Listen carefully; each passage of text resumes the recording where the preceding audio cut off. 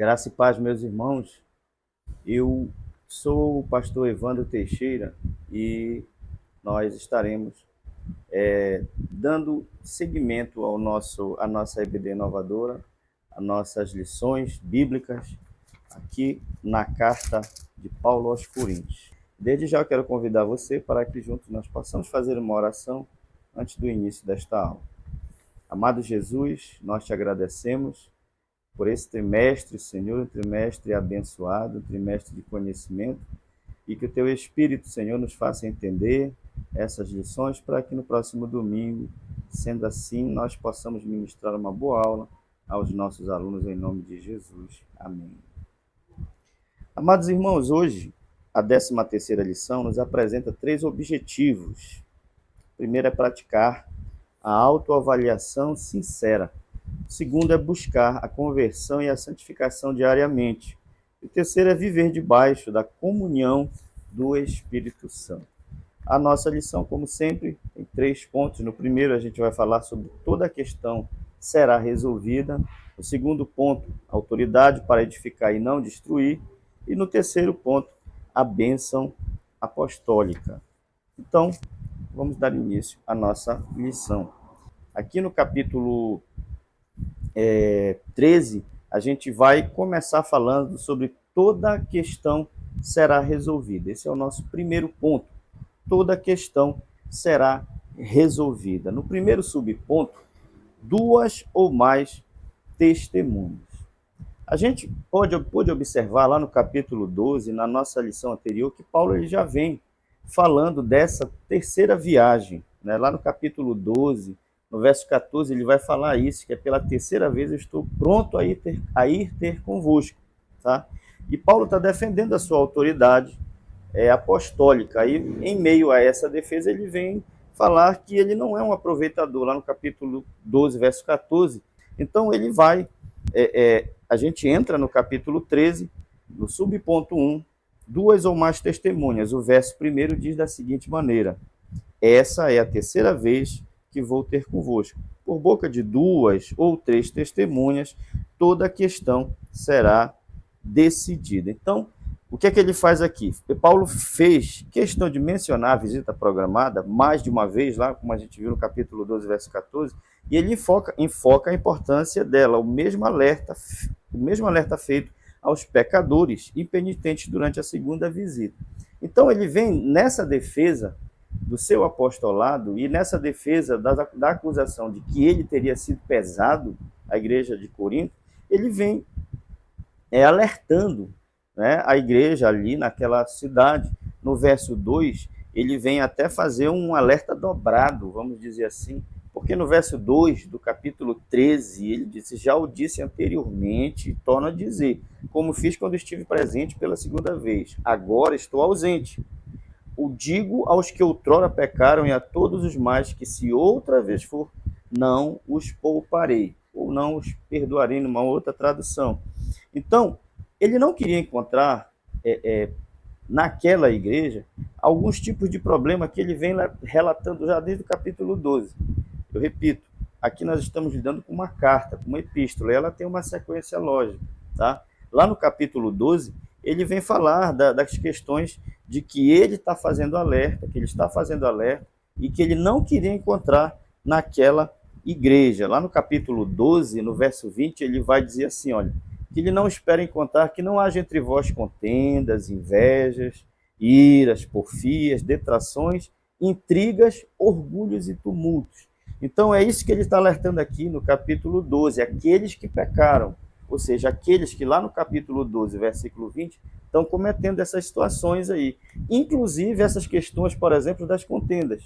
A gente viu lá na primeira epístola, no capítulo, no início da primeira epístola, no capítulo 3, que havia dissensões na igreja de Corinto. Muitas dissensões, uns eram de Apolo, outros de Pedro, outros de próprio Paulo e outros de Cristo. Então, esses outros que não, vamos dizer, não apreciavam a forma como Paulo ministrava ou dirigia a igreja, eles trazem acusações e Paulo está alertando por carta a essa igreja que ele não deseja encontrar situações desse tipo. Inclusive, essas questões aí das invejas, das iras, porfias todos esses tipos de contenda. Então ele vem trazendo esse alerta. Ele está escrevendo por carta, tá? Ele prefere que com esse escrito traga arrependimento àquelas pessoas, para que não seja preciso a questão da disciplina. Como o comentarista diz lá no segundo parágrafo, ele diz assim, olha, ele prefere ver as pessoas se arrependendo e mudando de comportamento, pois seria melhor do que chegar lá e aplicar medidas corretivas, tá? Então, ele até cita essa lei de Moisés, é por isso que esse primeiro subponto ele vai falar de 2 ou mais testemunhas, porque ele cita a lei de Moisés,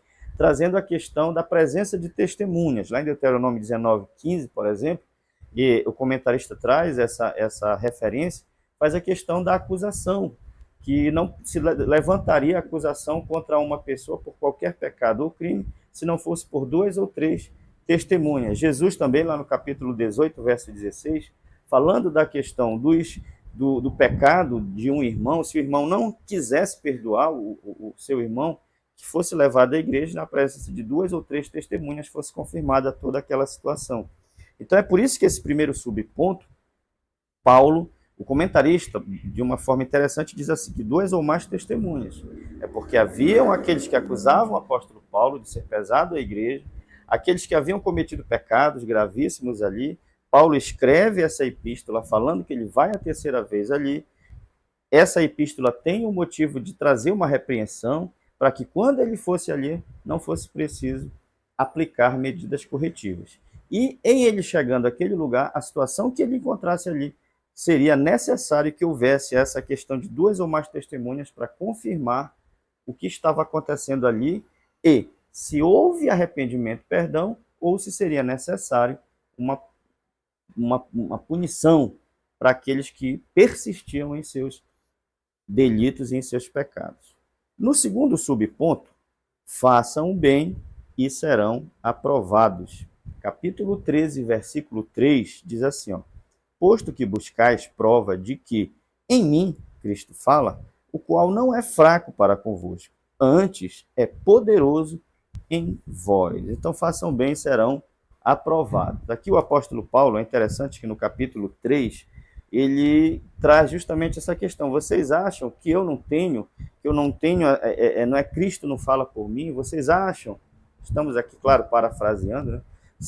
Vocês acham que eu não tenho autoridade apostólica? Vocês acham que por eu não ter andado com Jesus eu não tenho nenhum tipo de autoridade apostólica? Então ele vai dizer, posto que vocês buscam provas de que em mim Cristo fala, o qual não é fraco para convosco, antes é poderoso em vós. E aí no verso 4 ele completa, porque de fato foi crucificado em fraqueza, falando de Cristo, foi crucificado em fraqueza, contudo vive pelo poder de Deus, porque nós também somos fracos nele, mas viveremos com ele para vós outros pelo poder de Deus. O que os coríntios, algumas facções na igreja de Corinto estavam acusando Paulo de que ele não tinha nenhuma autoridade apostólica, então ele vai trazer essa questão. Vocês desejam uma prova de que Cristo fala por mim? Então, um dos questionamentos, a gente já viu nas lições para trás, é de que Paulo, até a presença física de Paulo não era algo que eles consideravam tanto, né? A presença física do apóstolo Paulo era uma presença frágil. Eles consideravam até mesmo a constituição física do apóstolo como algo de fraqueza. Então, Paulo vem trazer essa questão. Vocês dizem que eu sou fraco?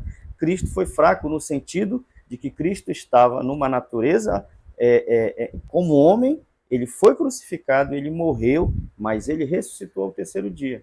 A gente lembra lá o que o apóstolo Pedro diz na sua primeira epístola, no capítulo 3, versículo 18, finalzinho da epístola, ele vai dizer assim, ó, mortificado, falando de Cristo, mortificado na verdade na carne, mas vivificado pelo Espírito. Então, da mesma forma, Paulo está dizendo aqui, né? Cristo foi crucificado, Cristo morreu, mas ele ressuscitou e ele é poderoso entre vocês. Então, vocês vão ter uma prova de que eu realmente falo em nome do Senhor. Se vocês estão desprezando até mesmo a minha constituição física, então vocês vão provar isso quando eu estiver na presença de vocês com toda a autoridade para disciplinar, para corrigir, né? O comentarista diz aqui, ele diz que pela fragilidade de sua aparência e pela rejeição que sofria, ele estava ligado às fraquezas de Cristo na cruz Mas quando estivesse com eles, os repreenderia de tal modo a mostrar que também estava reunido à sua força e ao seu poder. É por isso que a gente citou aqui o capítulo 13 e o versículo 4 também. E o apóstolo Paulo, ele pessoalmente ele traria essa repreensão e eles teriam a oportunidade de constatar a autoridade apostólica do apóstolo Paulo. Paulo tem tanta autoridade que no versículo 5 ele vai dizer assim, olha, ele vai exortá-los se eles ainda estavam realmente na fé. Verso 5, examinai-vos a vós mesmos se realmente estás na fé. Provai-vos a vós mesmos, ou não reconheceis que Jesus Cristo está em vós, se não é que já estáis reprovado. Paulo tem tanta autoridade que ele recomenda aos coríntios que eles se examinem. Ele já fez isso na primeira epístola, lá no capítulo 11, se eles realmente ainda estão na fé. Tá? Então, façam o bem, serão aprovados. E aí a gente vai para o terceiro subponto, oração intercessória. O verso 7, o apóstolo diz assim, estamos orando a Deus para que não façais mal algum, não para que simplesmente pareçamos aprovados, mas para que façais o bem, embora sejamos tidos como reprovados. Lá no verso 6, ele diz que ele não é reprovado. Espero que reconheçais que não somos reprovados. Paulo tem certeza, Paulo tem convicção do seu chamamento, da sua autoridade apostólica. Paulo não está se jactanciando, não está se auto-elogiando, não. Paulo é um homem de fé. Ele tem a fé e a certeza no seu chamado. E ele tem, no verso 6, ele diz, eu não sou reprovado. Mas ele ora, e essa é a oração intercessória no verso 7, é interessante que ele diz, né? Embora pareçamos aprovados, não para que simplesmente pareçamos aprovados, mas para que façais o bem, embora sejamos tidos como reprovados. O desejo do apóstolo é que os crentes lá da igreja de Corinto, eles façam o bem, eles vivam na prática do bem, eles trabalhem a vida cristã na base, como a gente vai ver mais lá na frente, do aperfeiçoamento. Então, essa é a oração do apóstolo Paulo, a sua oração intercessora. No verso 5, ele tem essa preocupação, tanto é que no verso 5 ele diz, ele recomenda que eles se examinem. No verso 7, ele fala dessa oração, e no verso 6 ele tem convicção da sua fé. E embora ele tenha a convicção da sua fé, que ele não é reprovado, mas a oração pela igreja de Corinto é que eles não façam mal algum, não para que Paulo simplesmente possa ter as benesses e a honraria desta conversão dos coríntios. Não, esse não é o objetivo de Paulo, não, mas para que eles simplesmente façam bem. Embora ele mesmo, o apóstolo Paulo, seja reprovado, seja tido como reprovado, mediante aqueles homens, aquela igreja. Então, essa é a oração. Ele tem convicção da sua fé, ele tem uma preocupação de que eles vivam na prática do bem, de que eles façam o bem, de que eles deixem de fazer o mal, não simplesmente para que Paulo, repito, tenha aí os louros desse trabalho evangelístico, missionário, doutrinário, não, mas porque ali haviam pessoas que um dia prestariam conta de seus atos com Deus, e eles precisariam viver essa vida de prática da bondade, de prática do bem e também do aperfeiçoamento na sua vida cristã. No segundo ponto, vamos falar sobre autoridade para edificar e não destruir. Paulo, ele avisa, estando ausente, para que ele não seja severo pessoalmente. Tá? Às vezes, algumas acusações contra Paulo é de que ele não era a mesma pessoa pessoalmente de quando ele falava por cartas, tá? Mas isso era até uma estratégia, como a gente já viu em lições anteriores, até uma estratégia do apóstolo Paulo para que eles se arrependessem por si mesmos, sem ser preciso uma disciplina mais severa, sem ser preciso um embate, embora Paulo, se fosse necessário, estaria pronto para o embate e para ministrar a correção, a disciplina, só que esse não é o desejo do apóstolo. Então, ele avisa, estando ausente, para que não seja severo pessoalmente. E essa autoridade que ele tem é para edificar, não é para destruir, não é para simplesmente trazer a tristeza para que a pessoa fique afundado na sua tristeza. Não, é para gerar essa tristeza que seja importante para o arrependimento com Cristo. Então, no primeiro subponto, nada podemos contra a verdade. 1 Coríntios 13, 8, diz assim, porque nada podemos contra a verdade, senão em favor da própria verdade. Se os coríntios persistissem na fé, não fizessem o mal de rejeitar os ensinos verdadeiros de Paulo, portanto, se deixassem de seguir os falsos mestres e de tolerar os que viviam no pecado, sem buscar o arrependimento, estaria confirmado o valor da verdade contra a qual ninguém pode. Aqui a gente está falando de conversão, né? As atitudes que os crentes da igreja de Corinto iriam tomar a partir dessa carta confirmariam o valor da verdade, ou seja, da verdade de que eles se arrependessem, se deixassem de lado tudo aquilo que estavam fazendo de errado, se eles persistissem na fé, se eles não seguissem os falsos mestres, se eles não deixassem de tolerar os pecadores, então teríamos ali a prova de uma igreja que verdadeiramente se arrependeu. Teríamos ali a prova de uma igreja que verdadeiramente se converteu, né? Uma verdade que seria irrefutável. O próprio comentarista diz lá no segundo parágrafo, ele diz assim, ó, contra essa verdadeira conversão, nada resistiria. Ou seja, a oração que ele faz lá no versículo 7, tá? E a gente viu no ponto anterior, e também no verso 9, ele diz assim, ó, porque nos regozijamos quando nós estamos fracos e vós fortes. E isto é o que pedimos, o vosso aperfeiçoamento, tá? Esse aperfeiçoamento, ele seria a verdadeira conversão, seria uma verdade irrefutável, ou seja, de que aqueles crentes, de que aquelas pessoas, eles estariam gerando fruto da sua conversão. Quais seriam esses frutos? Deixariam de se opor a Paulo, deixariam de acusá-lo de que ele não era um apóstolo verdadeiramente, eles rejeitariam os falsos mestres, eles deixariam de tolerar aqueles que viviam na prática do pecado. Então, tudo isso seria importante para demonstrar uma verdadeira conversão, né? A própria legitimidade do apóstolo Paulo se resume no seu testemunho. Paulo, o próprio testemunho dele dava a prova da sua verdadeira conversão, né? Um homem que saiu do judaísmo ortodoxo, de um grande perseguidor da igreja, para agora ser perseguido.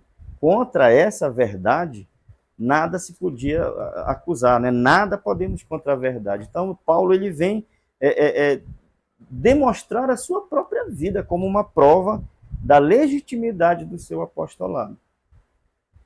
Em Filipenses, lá na carta de Paulo à igreja dos Filipenses, ele vai dizer, tu vai dar todo o seu currículo, dele da tribo de Benjamim, hebreu de hebreus e mestre da lei, ele deixou tudo para trás por causa do evangelho de Cristo, mesmo sofrendo muitas perseguições. Então, o próprio testemunho de vida de Paulo, ele legitimiza também a sua vida e o seu apostolado. Por quê? Porque ele tinha testemunho para dar. E assim os coríntios também precisavam viver. Lá na segunda epístola, agora no capítulo 11, versículo 10, ele diz assim, ó, a verdade de Cristo está em mim, por isso não me será tirada esta glória nas regiões da Acaia. Ou seja, a vida de que Paulo vivia, né, era um homem de Deus, que dava testemunho, vivia aquilo que pregava.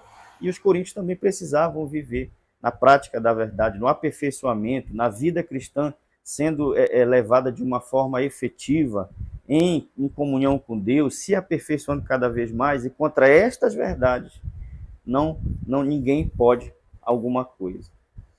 Segundo subponto, igreja aperfeiçoada e edificada. Capítulo 13, versículo 9, que diz assim, ó, porque nos regozijamos quando nós estamos fracos e vós fortes.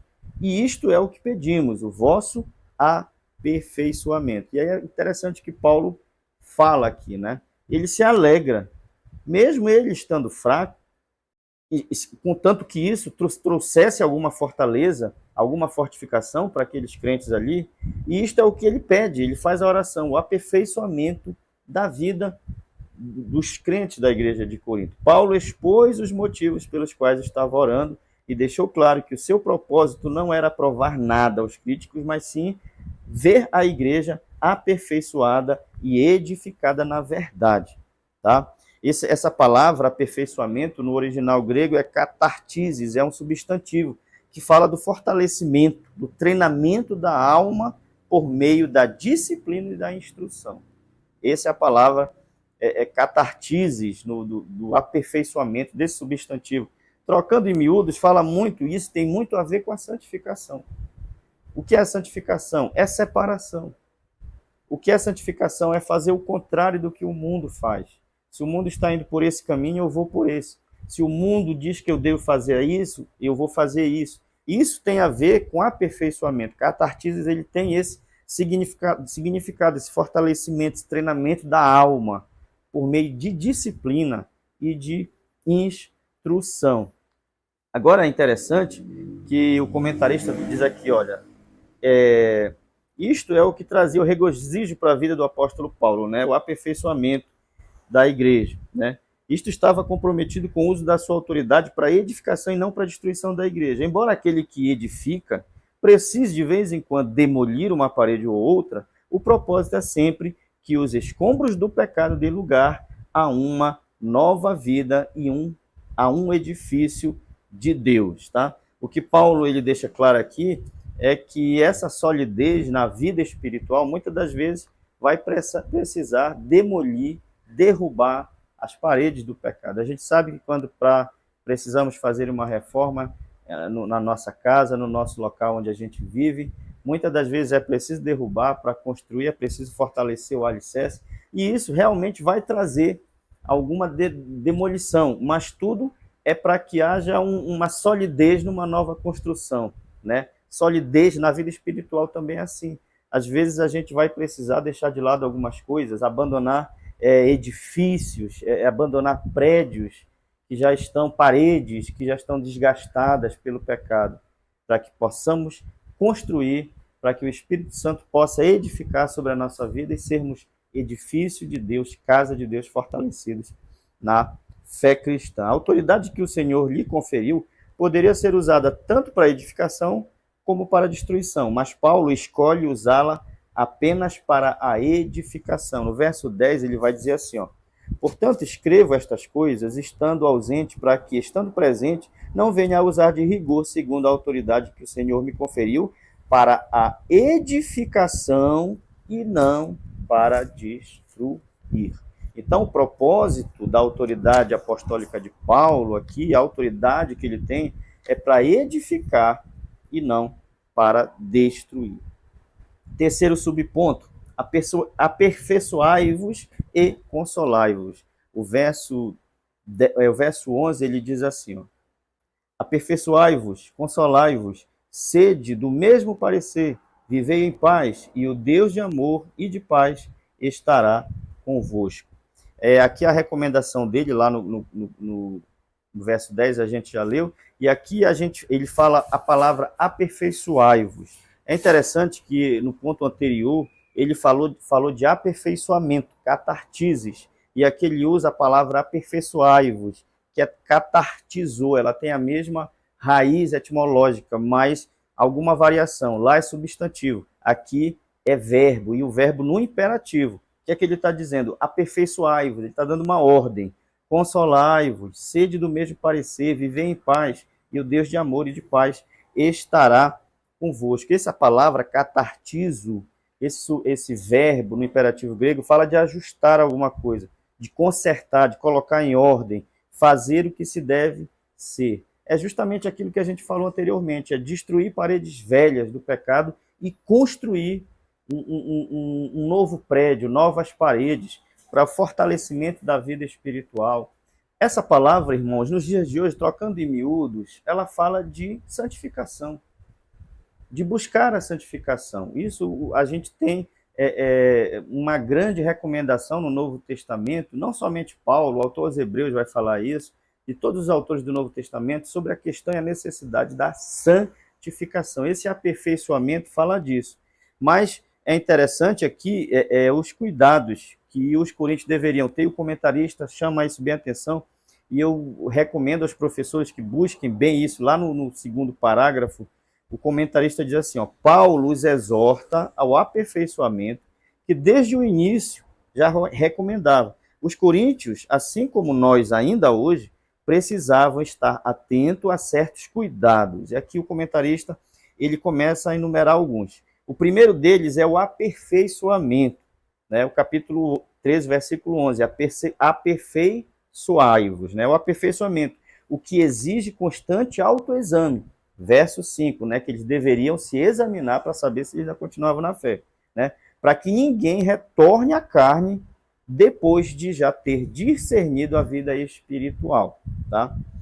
O segundo conselho aqui, o comentarista traz para a gente, o segundo é o consolo e o encorajamento. O verso 11 diz, aperfeiçoai-vos e consolai-vos. Então, a gente precisa ter isso. Somos consolados pelo Espírito, a gente já estudou isso nas lições passadas, somos consolados no Espírito, nas nossas tribulações, para que nós guardemos isso para a gente, para que a gente fique com esse consolo, com esse bálsamo do Espírito sobre as nossas vidas, quando a gente está vivendo problemas. Não. Isso serve para que a gente venha consolar a outras pessoas. Tá? O segundo é o consolo e encorajamento mútuo, recomendando aos que caminham e sofrem juntos as afrontas do mundo por causa do nome de Jesus. Isso é interessante. A terceira recomendação que o comentarista traz aqui é o mesmo parecer, né? Ou seja, a unidade na fé.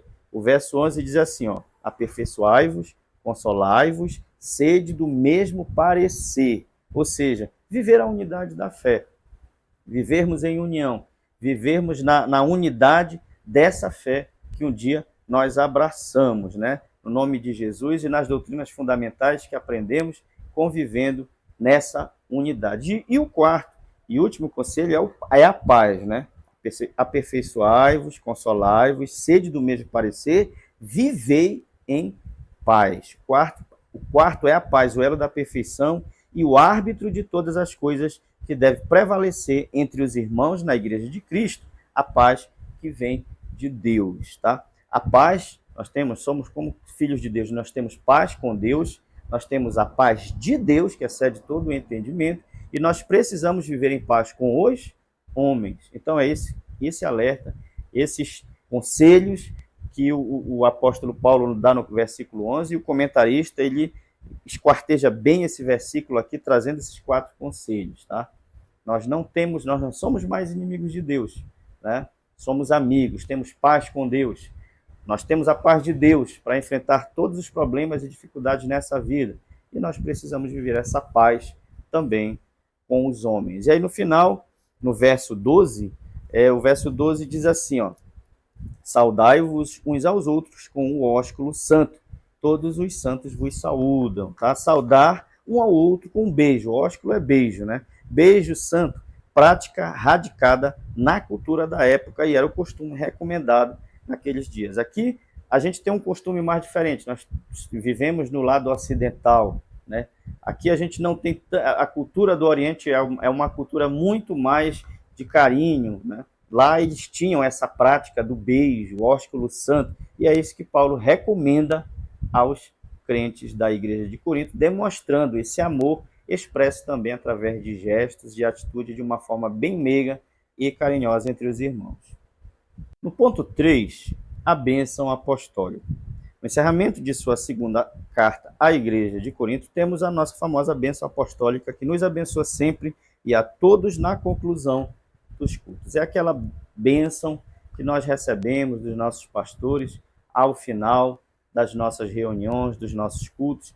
Ela é originada na bênção apostólica que o apóstolo Paulo proferiu à igreja de Corinto. Tá? A oração do apóstolo pelos coríntios é pelas virtudes do amor, da graça e a comunhão. O amor, graça e comunhão do Deus Trino. No primeiro subponto, a graça de nosso Senhor Jesus Cristo. Capítulo 13, versículo 13, a parte A. A graça do Senhor Jesus Cristo, tá? Essa frase ocorre também no capítulo 8, versículo 9, na conclusão de muitas epístolas. É uma fórmula de bênção que apresenta o conceito da graça, tá? Graça no original hebraico é charis, que significa presente de graça. E o comentarista ratifica isso lá no final, né? É o presente de Deus que não merecemos. Graça é um favor imerecido. Ninguém merece.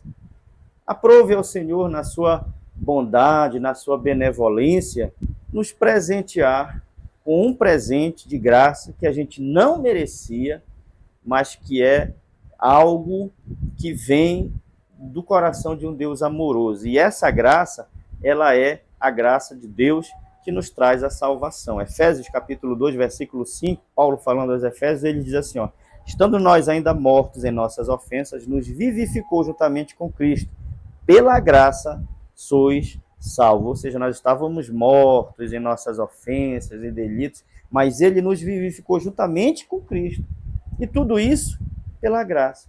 Pela graça nós somos salvos. É isso que o apóstolo Paulo está proferindo sobre a igreja de Corinto, né? Que a graça de Deus seja sobre todos, não somente a igreja de Corinto naqueles dias, mas nós dos dias de hoje. Quando a gente recebe a bênção apostólica no final do culto, a gente está recebendo essa graça de uma forma, a gente está recebendo o desejo e a oração dos nossos líderes pela graça que nós já recebemos pelo Senhor Jesus Cristo lá na cruz do Calvário. Quando o nosso pastor, os nossos pastores nos abençoam, eles oram por essa graça que um dia nós já recebemos lá na cruz. Tito capítulo 2, versículo 11, porque a graça de Deus se há manifestado trazendo salvação a todos os homens. A graça de Deus se manifestado, essa graça trouxe salvação a mim e a você. Efésios 2:8, porque pela graça sois salvos por meio da fé, e isto não vem de vós, é dom de Deus. Isso não parte da gente, isso não parte de homem algum na face da terra. Isso é algo que é proporcionado por Deus, a graça que nos produz e nos conduz à salvação. No segundo subponto, vamos falar e o amor de Deus. E o amor de Deus, capítulo 13, versículo 13, a parte B. E o amor de Deus. A graça de Jesus Cristo vem primeiro e o amor de Deus segue. Por este amor de Deus, a graça de Cristo é estendida aos crentes para que se apropriem dela, né? A graça, ela é estendida justamente por causa do amor. Nós temos um Deus amoroso que nos proporciona a graça, esse presente, esse favor imerecido, e só Ele pode proporcionar isso. Homem nenhum na face da terra, ser espiritual nenhum, nem nos céus, nem na terra, nem debaixo da terra, pode proporcionar a graça, somente o Senhor Jesus Cristo, né? A graça, ela é estendida justamente por causa do amor de Deus, né? O versículo que é o textuário da Bíblia, porque Deus amou o mundo de tal maneira que deu seu Filho unigênito, para que todo aquele que nele crê não pereça, mas tenha a vida eterna. A vida eterna a gente recebe por causa de quê? Por causa do amor de Deus, né? Romanos capítulo 5, verso 8, mas Deus prova o seu amor para conosco pelo fato de Cristo ter morrido por nós, sendo nós ainda pecadores. Deus não somente nos diz que nos ama, Ele prova esse amor. Um versículo anterior, o apóstolo Paulo vai dizer, olha, pode ser que alguém morra, talvez, por um justo, mas Deus enviou o seu Filho para morrer por nós, nós sendo ainda pecadores. Então a gente tem essa graça por causa do amor de Deus. 1 João 4:9, nisto se manifesta o amor de Deus para conosco, que Deus enviou seu Filho unigênito ao mundo para que por ele vivamos, né? O amor de Deus é manifestado conosco através do seu Filho vindo ao mundo para que por ele nós tivéssemos vida. Então a graça do nosso Senhor Jesus Cristo é proporcionada por causa do seu amor. É por isso que a graça vem primeiro e o amor de Deus vem em segundo. A graça é estendida por causa do amor de Deus. No terceiro subponto, é a terceira parte da bênção apostólica, e é isso que Paulo está orando para que os coríntios possam ter a consciência da graça de Deus sobre a vida deles, proporcionada por causa do amor de Deus, que é um Deus amoroso, e ele também vai falar da comunhão do Espírito, tá? E a comunhão do Espírito Santo, capítulo 13, verso 13, parte C. e a comunhão do Espírito Santo seja com todos vós. A terceira dádiva divina é a comunhão. Comunhão transmite o sentimento de íntimo companheirismo, que nesse caso pertence ao Espírito Santo, que habita no coração de um crente, tá? Essa palavra comunhão, no original grego, é koinonia, né? Que fala de uma associação entre partes, tá? Fala de uma convivência de partes, que fala de intimidade entre partes. Grave bem esses conceitos. Koinonia, associação, convivência, intimidade entre partes, tá? E a gente pode ver isso quando Jesus disse lá para os discípulos, lá em João capítulo 14, versículo 17, o Espírito da verdade, que o mundo não pode receber, porque não o vê nem o conhece, mas vós o conheceis porque habita. O verbo está no presente. Habita convosco e estará em vós. Ou seja, essa associação, essa convivência, essa intimidade, esse companheirismo, esse sentimento de intimidade, como o comentarista diz aqui, ele tem que ser vivido entre o crente e o Espírito Santo de Deus, que, como diz Jesus lá no João capítulo 14, verso 17, habita convosco e estará em vós.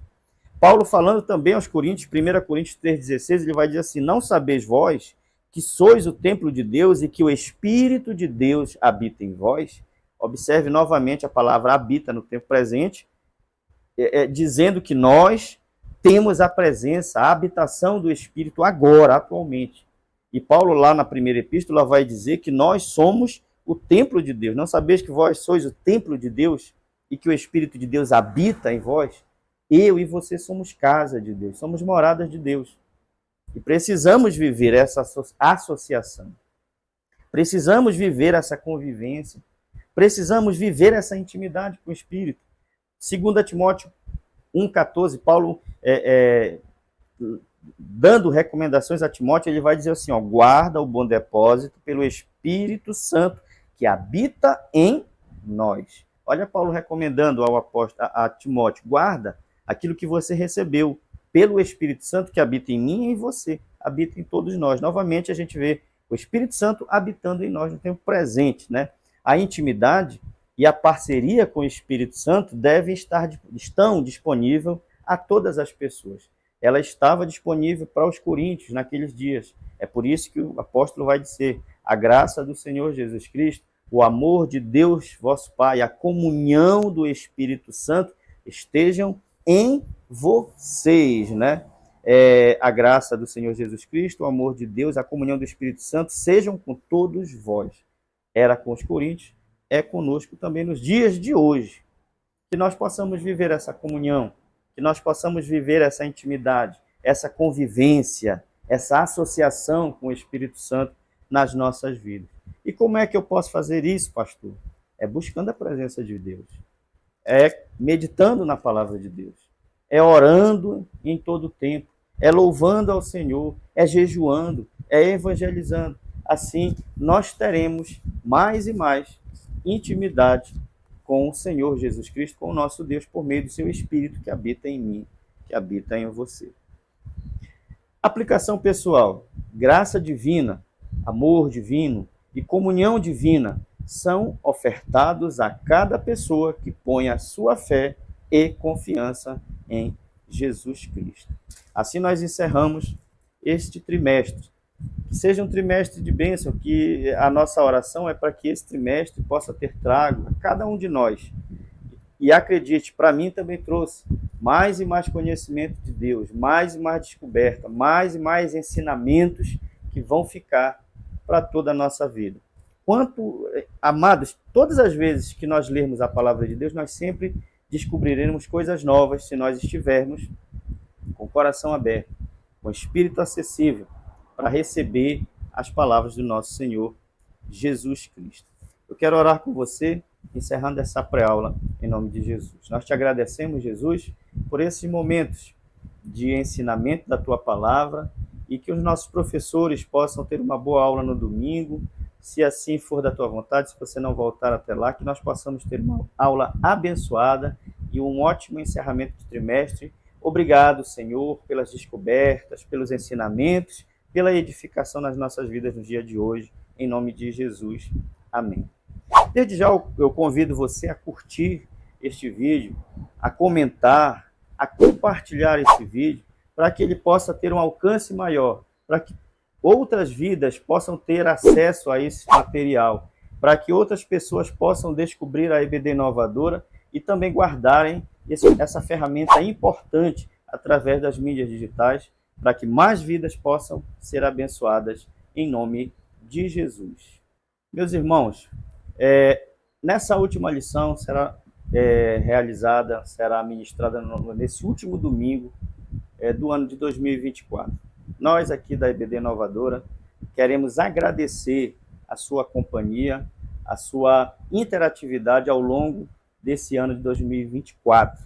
Quero convidar você, se Jesus não voltar, para que em 2025 nós possamos estar também com essa mesma parceria, com essa mesma interatividade. Nós desejamos a você um Feliz Natal, um Feliz Ano Novo e que Deus possa continuar abençoando as nossas vidas grandemente. Muito obrigado pela companhia ao longo desse ano de 2024. Reforçamos esse laço para 2025. Boas festas, Feliz Natal, Feliz Ano Novo. É o que deseja o nosso canal EBD Inovadora para todos aqueles que curtem, compartilham sempre e que estão sempre mantendo comunhão conosco através desse canal, em nome de Jesus.